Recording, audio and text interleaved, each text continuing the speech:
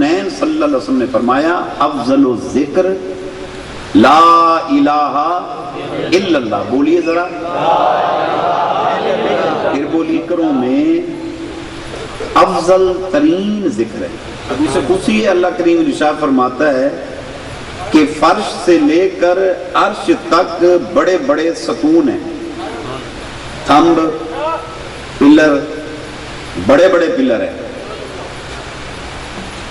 وہ جو ہمیں نظر نہیں آتے, مگر آپ یقین کریں اللہ نے جو فرمایا ہیں تو ہیں. فرمایا جب کوئی بندہ یا بندی زمین پر بیٹھ کر کلمے کا ذکر بلند کرتے ہیں نا, تو فرمایا کہ وہ پلر جو ہیں وہ ستون تھر تھرانے لگ جاتے ہیں, کانپنے لگ جاتے ہیں, ان پہ کپ کپی وارد ہو جاتی ہے, وہ ہلنے لگ جاتے ہیں. اور فرمایا ان ستونوں کے کپ کپانے سے اللہ کا عرش کانپتا ہے, صرف عرش نہیں کانپتا. فرمایا وہ کرسی جس پہ جل جلال ہو, اما نوال ہو, عزا برہان ہو, خود تشریف فرما کے جس کی شان میں فرمایا واسع کرسی السماوات والارض, وہ کرسی جو ہے وہ کانپنے لگ جاتی ہے, تھر تھرانے لگ جاتی ہے. حدیث پاک میں آتا ہے اللہ کریم کرسی کو ارشاد فرماتا ہے رک جا, ساکن ہو جا. کرسی کہتی ہے اللہ میں نہیں ہل رہی, تیرا عرش کانپ رہا. اللہ عرش کو فرماتا ہے رک جا.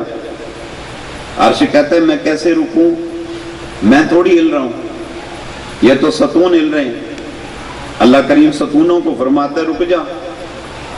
وہ کہتے ہیں اللہ تیری عزت کی قسم اس وقت تک نہیں رکیں گے جب تک اس بندہ وہ جو بندی جو کلمے کا ورد کر رہے ہیں, مالک جب تک تو نے ان کو بخش نہ دیا ہم ساکن نہیں ہوں گے. حدیث پاک میں آتا ہے رب کریم دوسری مرتبہ پھر فرماتا ہے, وہ پھر یہ جواب دیتے ہیں. تیسری مرتبہ فرماتا ہے, وہ یہی جواب دیتے ہیں. اور ادھر بندہ کیا کر رہا ہے, بندہ کلمے کا ورد کیے جا رہا ہے. حدیث پاک میں آتا ہے بالآخر رب کریم ارشاد فرماتا ہے اے سکون ساکن ہو جا اور گواہ ہو جا کہ میں اللہ نے اس بندے کے اس بندی کے پچھلے تمام گناہوں کو معاف کر دیا اور میں اللہ نے اس کو داخل جنت کر دیا.